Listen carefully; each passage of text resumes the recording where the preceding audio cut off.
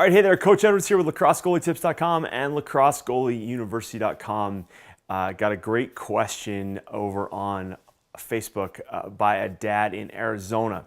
And, lacrosse in Arizona has been around for a while. I remember there being some significant lacrosse in Arizona well back into the early 2000s. So it's been a long time. And so this dad sent me a photo, which I'll post right here, and of his son, who's 12 years old, laying out an attackman on a fast break. And so this attackman had snuck behind the low defender on the right side of the goalie, and was basically standing about 3 or 4 yards in front of the crease, got the pass from the midi breaking down, and went to turn to shoot, and his son came out and just basically laid him out. And as you see in the photo, the technique in the hit is really good, and this goalie actually has a little bit of football background. So in football, they teach hitting, and he's got a good head-up position. I wish more athletes in any checking sport went through the technique drills that they do in football for safety. So this, to me, looks like a pretty good check and perfect timing. He's not too high. It's not really head on head, and it looks good to me. I was sad to hear that this goalie got ejected from the game. Now, the question from the dad was like, what is my son supposed to do? And that's a great question. So first and foremost, it comes with the refs and the interpretation of the rules. You never know what a ref is seeing, and you also don't know what the ref's background is. So sometimes, a ref may have seen a similar play in another game and saw the attackman get hurt, and so, or maybe he saw the goalie get hurt, or he just saw a dirty play. And so a lot of times in a situation like this, a ref can already have his hand on the flag, just looking for something. And also, if it sounds different, if it sounds like there's a lot of plastic on plastic, the ref can assume it's helmet on helmet, and he'll throw the flag. So I was disappointed to hear the goalie got ejected, because basically we're taking a really good lacrosse play and putting it all on the goalie. Now, a couple things to consider. You've heard me talk about in the past, or maybe you haven't, there's certain plays in lacrosse that work at young ages that don't always work at higher levels. All right, so in this case, a goalie leaving the crease to come out and hit a player directly in front of the cage. This can work at U12, and there's a bigger window for it to work. Whereas in high school, at an elite level of high school, this attackman is going to understand that maybe that goalie's coming out. He's going to make one little move, one little sidestep, and shoot around the goalie. In this case, I can pretty much guarantee the attackman caught the ball and just turned like basically 180 degrees from where he was standing, and that goalie came straight out and hit him.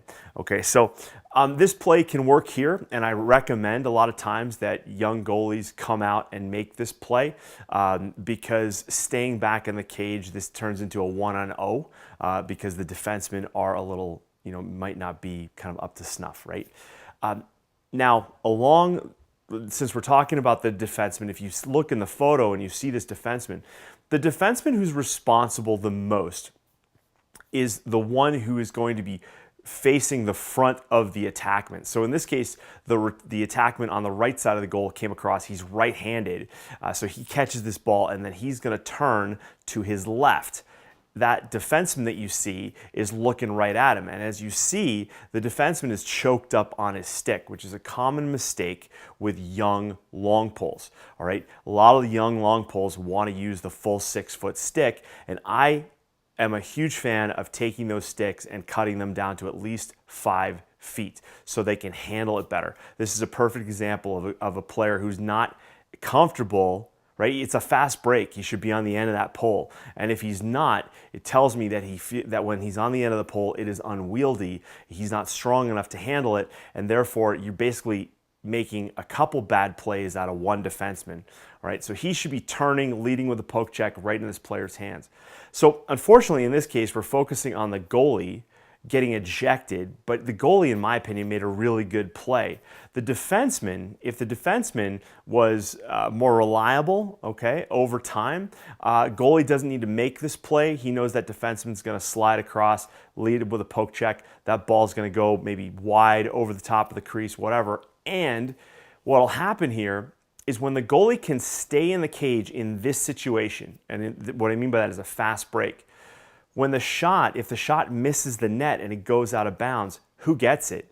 Well, the goalie is closest to the end line when the ball goes out of bounds, so the goalie's going to get it, right? Or the defensive team is going to get it, not the offense. When the goalie comes out and makes this hit, if the player is deemed to have shot the ball, now the most likely the person who's going to be able to get closest to the end line is the other low attackman. All right, so in this case, it would be on the goalie's, to the goalie's left, so side left.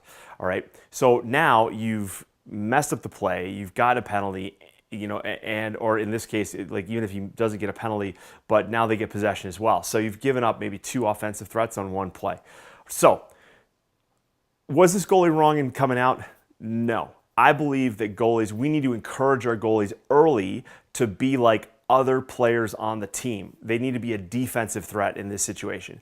Just as if they make a save, they become an offensive threat. So make sure you reinforce that. I don't like basically putting goalies in crease jail in this case, all right? We don't want to have that happen, all right? So we want to encourage them to make the right play regardless of what position they're playing, okay? Because if you can do that early and you can get the defense involved to know what's going to happen, you create a really strong defensive unit. So was the goalie wrong? Not in my book.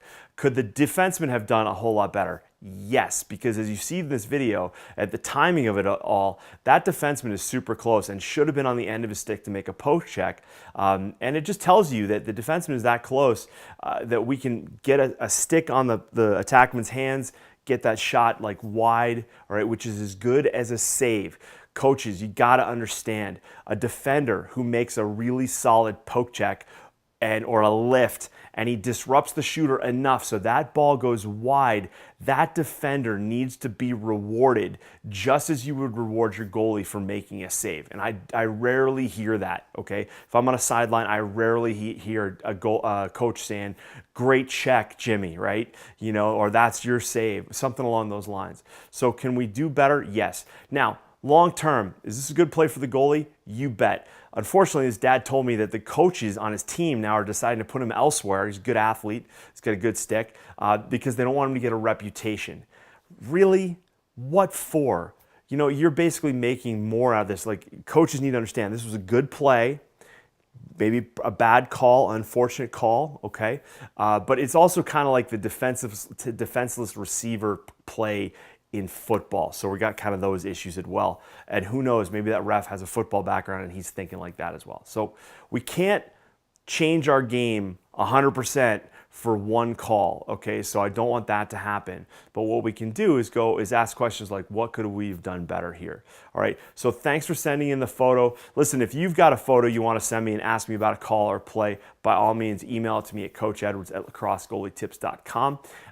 And do me a favor, if you like this video, share, like, subscribe to the channel, and by all means, if you got a coach or a parent or another goalie around that needs to hear what I got to say, send them along. I really appreciate it. And I'll see you next week. Cheers.